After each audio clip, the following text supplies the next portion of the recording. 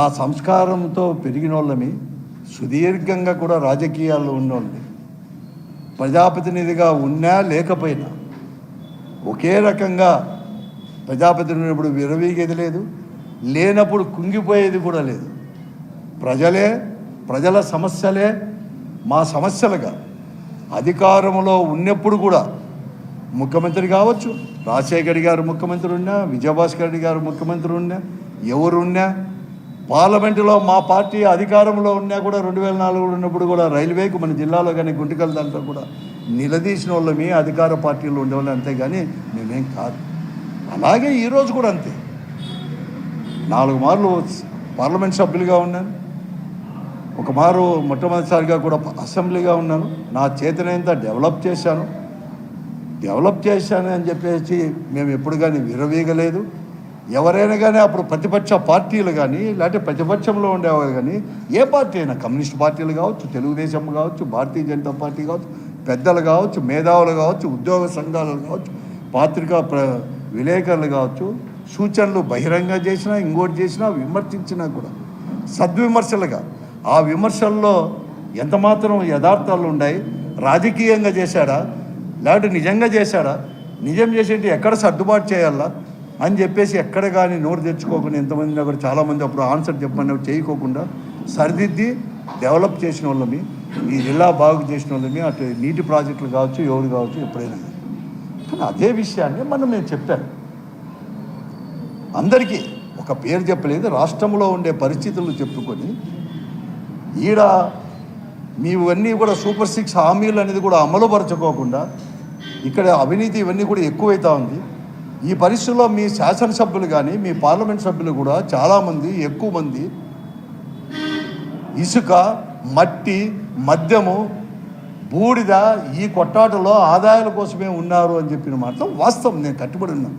ఒకరిని ఉద్దేశించి, వ్యక్తిని కానీ ఉద్దేశించి కాదు, అందరినీ చెప్పిన. నేనే కాదు చెప్పింది, పత్రికలన్నీ ఘోషించినాయి.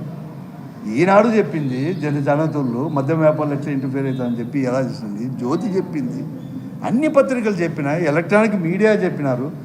అంతెందుకు ముఖ్యమంత్రి గారే చెప్తున్నారు మీటింగ్లో, పార్టీ మీటింగ్లో చెప్తాను, ఇవన్నీ జరుగుతూ ఉంటాయి, సహించేది లేదు అని చెప్పినాడు. అందుకోసమే ఆయనకి మళ్ళీ ఏమన్నా అతను చెప్పినాక ఏమన్నా జరుగుతుందేమో అని ముఖ్యమంత్రి అనుకుంటాడేమని ముఖ్యమంత్రి గారికి కూడా చేరవేస్తామని దాంట్లో మేము చెప్పినామంతే. It is the voice of the people. కానీ సభ్య సమాజం తలదించుకునేటట్లు వాయు వర్ష లేకోకుండా, మాకంటే కూడా వయసులో పెద్దవాడు, 5 సంవత్సరాలు 6 సంవత్సరాలు పెద్దవాడు, ఎట్లా మాట్లాడితే ఇంతే కూడా సిగ్గు. మమ్మల్ని వచ్చి దాని గురించి ఏమని కామెంట్ చేశారు? అందుకంటే సిగ్గుచేటు అనేది కూడా ఉందా? ఆయనే కాదు, ఆయనే కాకుండా ఎవరు మాట్లాడినా కడకు వాళ్ళ పార్టీ వాళ్ళు కూడా ఊరికే ఉన్నారు, మీరేం చేయని చెప్పేసి ఒక మాఫియాను తయారు చేసుకొని, ఒక అమాయకుల్ని, ఏదో వాళ్ళ పార్టీలో ఉండొచ్చు, అమాయకుల్ని ఒక మాఫియా చేసుకొని దాడులు, మాటల దాడులు. ఏం మాట్లాడు వాళ్ళ మాఫియాతో? అప్పుడు ఏదో అవుతుంది, నేను 10 రోజుల కింద రైతాంగ సమస్యలు మాట్లాడితే చేతనైతే బాధ్యత ఉంది కాబట్టి, ఎందుకు తెలుగుదేశం వల్ల ఎందుకు కాలువ శ్రీనివాసులు గారే మాట్లాడినాడు వాళ్ళ మీటింగ్లో. రైతుల యొక్క సమస్యలు ఎవరు కొనేవాళ్ళు లేడు, గిట్టుబాటు ధర కాలేదు, కొనండి, సెంటర్స్ ఓపెన్ చేసి అన్నాడు. అదే విషయం నేను చెప్తే చేయాలా, కానీ బాధ్యత పెట్టుకుని చేయకోకుండా లడంగో లఫంగో ఏం మాట్లాడు.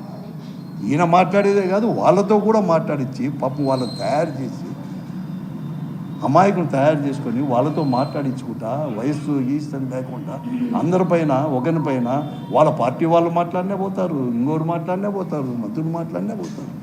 మరి ఎవరిని మాట్లాడేసి ఇదే వాళ్ళ సంస్కృతి. ఇది ఎక్కడ నేర్చుకుంది?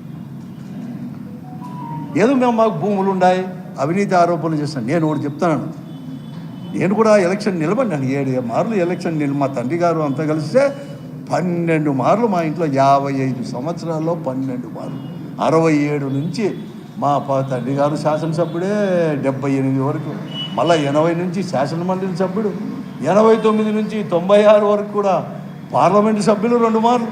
తర్వాత 96 నుంచి కూడా ఈ రాష్ట్రంలో తెలుగుదేశం పార్టీ అధికారంలో ఉన్నప్పుడు ఒకే ఒకడు మా పార్టీ నుంచి, కాంగ్రెస్ పార్టీ నుంచి ప్రాతినిధ్యం వహించేటప్పుడు కూడా నేను గెలిచిన వాళ్ళం.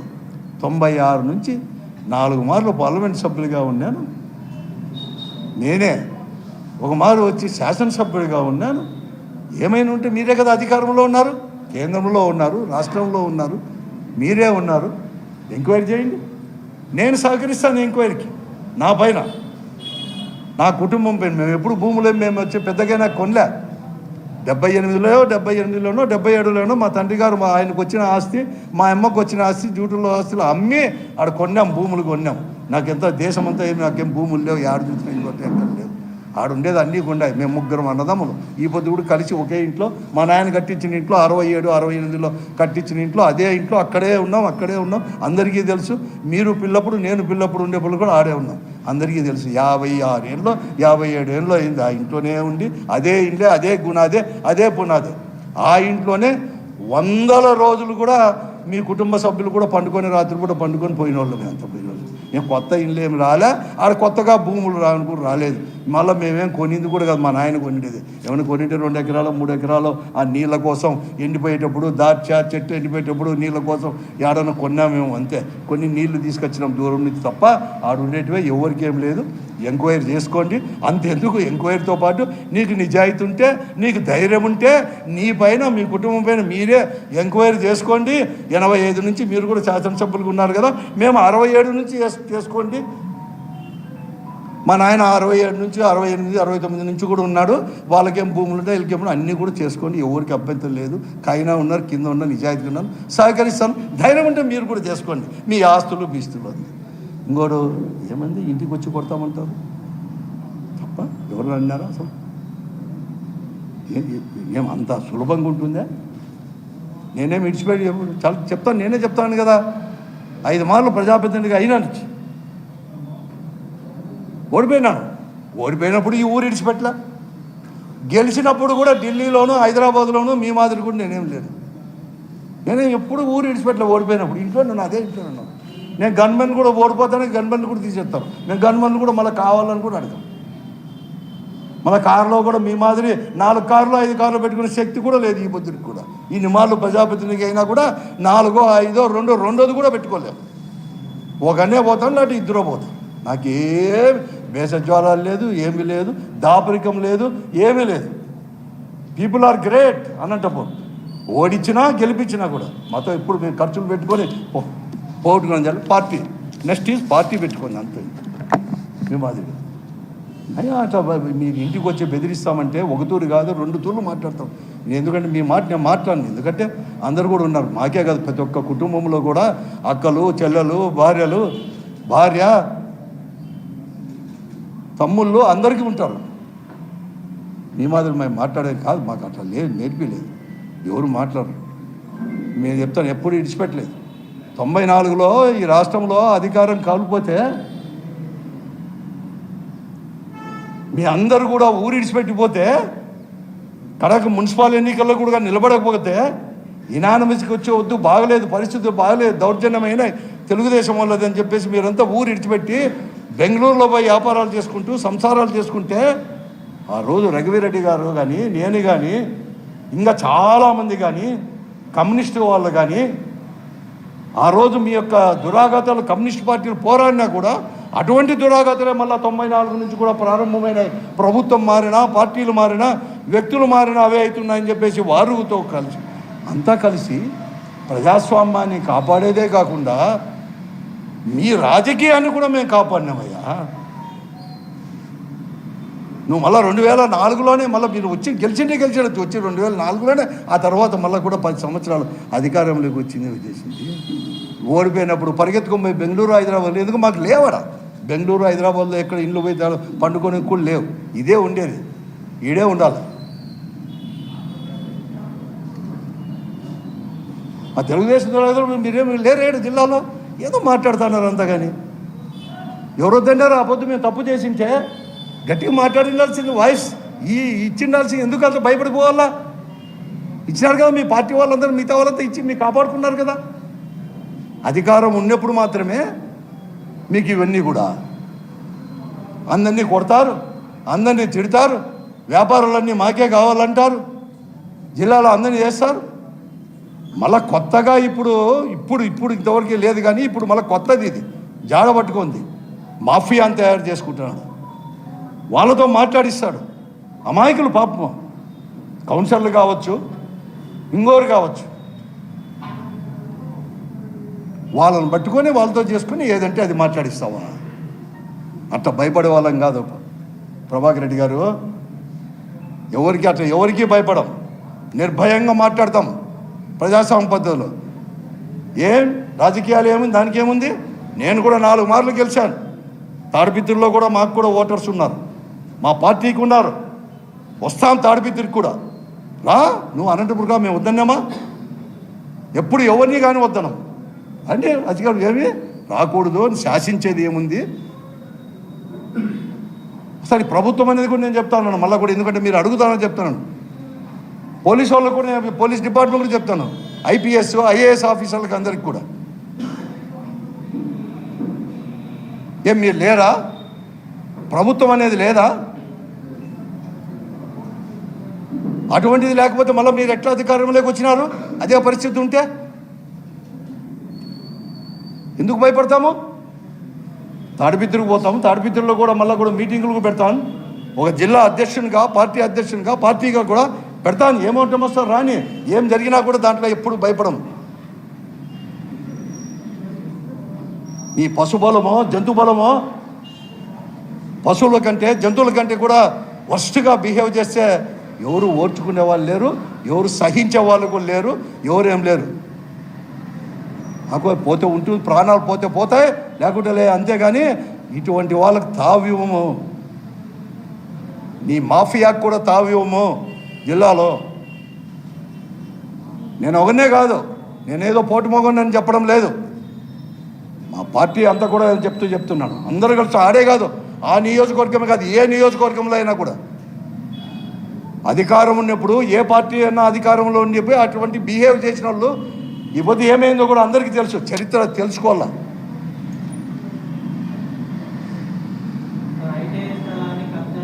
నేను చెప్తా, ఎంక్వైరీ ఏమైనా చేసుకోండి నేను చెప్తా. ఎవరు ఎట్లా అందరికీ తెలుసు. ఐటీ దగ్గర, ఐటీ పక్కన ఐటీ వచ్చింది. ఎక్కడే అన్నీ చెప్తున్నారు కదా, అన్నీ కూడా ఎవరైనా కానీ అన్నీ వాళ్ళే చెప్తున్నారు కదా. వాళ్ళ దాంట్లోకి ఎవరు పోతారు? వాళ్ళు ఎవరు పక్క చూడకపోతే చాలని భయపడే ఈ తరుణంలో వాళ్ళ దాంట్లోకి పోయి ఎవరు తీసుకుంటారు? నేను చెప్తున్నాను కదా, నేను సహకరిస్తాను ఎటువంటి ఎంక్వైరీకి అయినా కూడా. ఈ పొద్దే కాదు, మా నాయన లేకపోయిండొచ్చు, మా నాయన లేక కూడా ఇప్పుడు 24 సంవత్సరాలు అయింది మా తల్లిదండ్రులు లేక. అంత 67 నుంచి ప్రజాప్రతినిధులుగా ఉన్నాం కాబట్టి అక్కడి నుంచి ఇప్పటి వరకు ఎంక్వైరీ చేసుకోండి. ఆడ అమ్మేడు కొనుక్కోండేదే భూములు, అదేదో 60 ఎకరాలు 67 ఎకరాలు ఉంటాయి మా ముగ్గురికి. అది ఇంకే వేరే సాటి ఏమి ఎక్కడ లేవు. ఏదైనా ఉంటే స్థలాలు ఉంటే 1, 2, 10 సెంట్లు 12 సెంట్లు అది కూడా చేసి మా జీవితం కూడా అయిపోతుంది. మేమేమి ఎక్కడ కానీ ఎవరైనా చేయలేదు. ఎవరో వచ్చి పలానాడు వచ్చి ఇచ్చినామని చెప్పు. ఈ బిజ్జు మేము మీదంతా కూడా మేము చేసిన అభివృద్ధిని అందరినీ నీళ్ళు తీసుకొస్తే ఇదే రాకపోతే 2004లో రాజశేఖర రెడ్డి గారు ముఖ్యమంత్రిగా మళ్ళీ కూడా అక్కడ చేస్తే అర్ధాంతరంగా దురదృష్టం కొద్దీ రాజశేఖర గారు పోతే 2000 నుంచి రఘువీరెడ్డి గారు కావచ్చు, నేను కావచ్చు, ఇతర ప్రజాప్రతినిధులు కలుసుకొని నీళ్లు తీసుకొచ్చిన వాళ్ళు మేము. ఈ జిల్లాకు నీళ్లు రాగలవు, ఎట్టోస అందరి నీవా లిఫ్ట్ ఏమని చెప్పి అన్నా కూడా నీళ్ళు రాగలవు నిరూపించిన వాళ్ళం మేము. అవుతాయని చెప్పేసి రోల్ మోడల్ అందరి నీవా, ఓహో లిఫ్ట్ అయితే వస్తాయని చెప్పేది. ఆ తర్వాతనే మిగతావన్నీ కూడా లిఫ్ట్లు, ఇరిగేషన్లు అవన్నీ కూడా ఈ రాష్ట్రంలో కూడా వచ్చింది. ఇది కూడా అందరు కూడా ఇవి అవుతుందా, సక్సెస్ అవుతుందా అనేటప్పుడు కూడా ఇవన్నీ కూడా అనేకమైన రైల్వే ప్రాజెక్టులు తీసుకొని వచ్చేసాం. అలాగే ఈ టౌన్లో కూడా నాకు ఇచ్చిన 5 సంవత్సరాలు కూడా ఎవరు ఎంతమంది విమర్శించినా, అనేకం కూడా అడ్డంగా పడినా కూడా మంచి చేస్తే, ప్రజలు అడిగితే మంచి చేస్తే ఆ మంచి అనేది జనంలోకి పోకుండా అవినీతి చూపించి మీరు దాన్ని దాసర్లు అంటారా? మీరు బ్రిడ్జి శాంక్షన్ చేశారు, మీకు తెలిసిన వాళ్ళే వాళ్ళు చేసిండేది కూడా. ఇదే రామనగర్లో బ్రిడ్జ్ ఎట్టుంది, ఇక్కడ గుత్తి రోడ్లో బ్రిడ్జ్ ఎట్టుంది, ఇక్కడ ఇంకా 50 సంవత్సరాలకైనా కూడా ఎటువంటి ప్లాన్ చేసి తీసుకొని వచ్చేసాం. ఇంతకంటే ముందు రాప్తాడు దగ్గర మీరు అప్పుడు ఉన్నప్పుడు 2014లోనే ఏమో జరిగిన బ్రిడ్జి రాప్తాడు దగ్గర ఇంతవరకు కాలేదు. ఇంత త్వరితగతిన ఈ అనంతపురం పట్టణ ప్రజలకు ముఖ్యంగా 4 గ్రామాల్లో కూడా 80 110 కోట్లు వేసి రోడ్లు వేసి ఇంకా ఉండొచ్చు, ఒకటో రెండో అక్కడ ఉండొచ్చు. ఇంత పెద్దది ఇంకా ఉన్నాయి. మేము ఇంత వేసినా కూడా ఇంకా ఉన్నాయంటే మీరు మాకు 2019లో అప్పగించినప్పుడు ఇంకెన్ని ఉన్నాయో అర్థం చేసుకోవాలి. అవి దాన్ని ముగిచిపెట్టడానికి మీరు మాట్లాడతారా? నేను ఉంది కదా, అది కూడా చెప్పినారు కదా. డంప్ యార్డ్ పోవాలంటే దాన్ని తీసుకొచ్చినారు, చేసినారు. చేయలేదంటున్నారు కదా, బిల్లు కూడా ఇవ్వలేదు కదా. వాసిం అప్పుడే చెప్పినాడు కదా, మీటింగ్లోనే చెప్పినాడు కదా. ఎంక్వైరీ చేసి ఎమ్మెల్యే గారు కూడా, ఇప్పుడు ఉండి గెలిచిన ఎమ్మెల్యే కూడా చెప్పినాడు, కలెక్టర్ కూడా ఏదో కంప్లీట్ చేసినాడు. చేయండి, ఆడు ఉంటే మీ దగ్గరే ఉండే బిల్లులు కూడా పెట్టుకోండి. ఎవరిని చేసి తప్పు చేసేది పట్టండి, శిక్షించండి. దిన్నం ఏంది? అది కాకుండా 6 నెలలే మీరు వచ్చినాక నెలకే మాట్లాడినారు. అది వెంటనే చెప్పినాడు మేయర్గా ఆ కుర్చీలో కూర్చొని. ఎంక్వైరీ చేయండి, సైంటిఫిక్ ఎంక్వైరీ చేయండి. ఆ పొద్దు 3,30,000 క్వింటాలో టన్నులో అన్నారు కదా. మేము దాని దగ్గర కూడా పోలేము. ఓపెన్ చేసినాక మళ్ళీ కూడా కూడా తెలియదు. మీరు కాలేదంటున్నారు కదా, ఎంత ఉందో చూసుకోండి. 20% ఉందా, 30% ఉందా, 50% ఉందా? కాకపోతే మీ చేత బిల్లులు పట్టుకొని యాక్షన్ తీసుకోండి. వాళ్ళపైన ఎవరైనా కానీ తప్పు చేసింటే శిక్షించండి. వీళ్ళు కోఆపరేట్. ఇదే కాదు, ఎక్కడైనా కానీ భూముల దగ్గర నుంచే ఏ వర్కులైనా కానీ. ఈ పొద్దు చేసిన వర్కులంతా కూడా మీ పార్టీలో ఉన్నారు కదా. ఈ పొద్దు కూడా పల్లెల్లో చేసిన కాంట్రాక్టులు మళ్ళీ మీ దగ్గరే ఉన్నారు కదా. అంటే ఇప్పుడు మేము కూడా పెద్దగా డెవలప్ చేసినామంటున్నారు తాడిపిత్రులంతా కూడా. అంటే తాడిపిత్రుల్లో కూడా మీరు ఇదే పని చేసినారా? అవినీతిని మరుగుపరిచేదానికి చెప్తారు. మీరేమో బ్రహ్మాండంగా అభివృద్ధి అంటే, ఇక్కడ చేసిన అభివృద్ధి అంటే అభివృద్ధి కాదు, అవినీతి. ఏం మాటలు ఇవన్నీ? అంటే 5 సంవత్సరాలు ఉన్నాను, మళ్ళీ ఎవరు మాట్లాడకూడదు? ఈ పొద్దు ఆ పొద్దు మాట్లాడినారు ఎవరో ఇద్దరు, సొట్టకు వచ్చింది. నేను అడుగుతాను, ఇగో రోడ్డు వేసాం, ఎక్కడో మీకు ఎక్కడో వంకర ఉందన్నారు కదా. అదేదో 10 మీటర్లో 12 మీటర్లు మాత్రమే. వంకర్ను సర్చ్ చేయండి. మీ 5 ఏళ్ళు ఇస్తాను టైము, మీకు 5 ఏళ్ళు ఉంది కదా. ఇంకా ఆ వంకర్ను, ఆ 10 మీటర్లో 5 మీటర్లు ఏడ వంకర ఉందో ఆ వంకర్ను సర్చ్ చేయండి. మీకు నిజంగా కూడా నిజాయితీలో మీ మాటల్లో ఉంటే చేసినారు. మీరు ఇంతకంటే బాగా చేస్తామని చెప్పండి, కోఆపరేట్ చేస్తాం. నేను మంచి అంటాను, చెడ్డ అంటాను. తప్పు చేసినానని చెప్తే తలకాయ దించుకుంటాను. కానీ వేగ ఆరోపణలు చేయొద్దండి. గతంలో జరిగింది కాదు, ఎవరు భయపడరు. మేమే వైఎస్ఆర్ కాంగ్రెస్ పార్టీ కార్యకర్త నుంచి నాయకుని వరకు కూడా భయపడరు. ప్రతి నియోజకవర్గానికి పోతాం, ప్రజాస్వామ్య రకంగా కూడా మీటింగ్లు పెట్టుకుంటాం, సమావేశాలు పెట్టుకుంటాం, మాట్లాడతాం. ఈ జిల్లా కొత్త కాదు. కొంతమంది శాసనసభ్యులు అయిన తర్వాత శాసించేది, అధికారం పోతానే పరిగెత్తుకొని పోయేది కొత్త కాదు. ఈ జిల్లాకు చాలామందిని చూసినాం, అన్ని పార్టీల్లో చూసినాం. ఒక పార్టీలో కాదు, అన్ని పార్టీలో కూడా ఉన్నారు.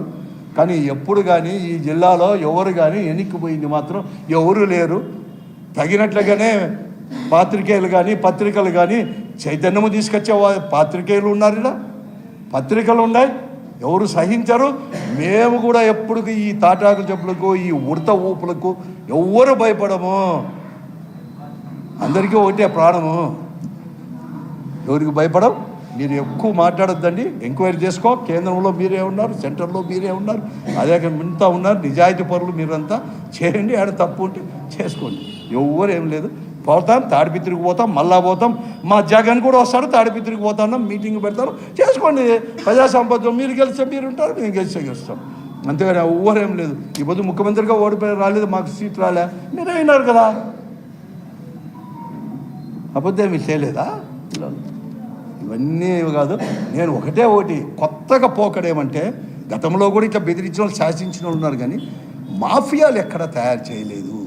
ఈరోజు తాడిపిత్తుల్లో వారి ఆధ్వర్యంలో మాఫియాలు తయారవుతాయి. ఇది జిల్లాకే హానికరం, ఆయనకు కూడా హానికరమే. ఇది మంచిది కాదు. పత్రికోడు రాయకపోతే పత్రికోళ్ళ పైకి పోతారు, రాజకీయ నాయకుడికి పోతారు, వాళ్ళ పార్టీ వాళ్ళ పైకి పోతారు, అధికారుల పైకి పోతారు, ఐఏఎస్ ఐపీఎస్ వాళ్ళని కూడా బెదిరిస్తారు. అందరూ కూడా మోరు మూసుకుంటున్నారంటే మిమ్మల్ని మూసుకోమంటే ఎవరు మూసుకోమ్మా, మూసుకో. ఎవరికేం భయం లేదు, ఎవరు రాండి, ఏం భయం లేదు. మీరు వస్తానని చెప్పి జనం కూడా పెట్టుకోండి, రండి, ఇంటి దగ్గరికే రండి.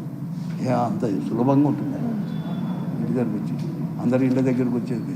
ఎందుకంటే ఆ ఇంటి దగ్గరికి మీరే కొత్త కాదు, ఆడే పండుకున్నారు 100 దినాలు 1000 దినాలు పండుకున్నారు. ఈ పొద్దు కాదు, మీరు ఇంకా 83, 85లో ఫస్ట్ ఛార్జ్ నుంచి 80 నుంచి సంతపేట నుంచి ఆ ఇంట్లోనే పండుకున్నారు. ఆ ఇంట్లో యా రూమ్ ఏం కథ, యాడవాకిలు ఉంది ఆ కథ మాకెట్ట తెలుసు, మీకు అట్టే తెలుసు. మాకు పెద్ద తలుపు బాత్రూమ్ ఏడుంది, ఇంకోటి ఏడుంది, యా రూమ్ ఏడుంది, ఎవరు యా రూమ్లో పండుకుంటారని కూడా మాకు తెలుసు, మీకు తెలుసు. ఏమి దాంట్లో వాళ్ళకి జనానికే తెలుసు. ఎందుకంటే మా ఇంట్లో అందరూ లోపల వాళ్ళు కూడా ఆడ పండుకొని పైకి పోయినారు.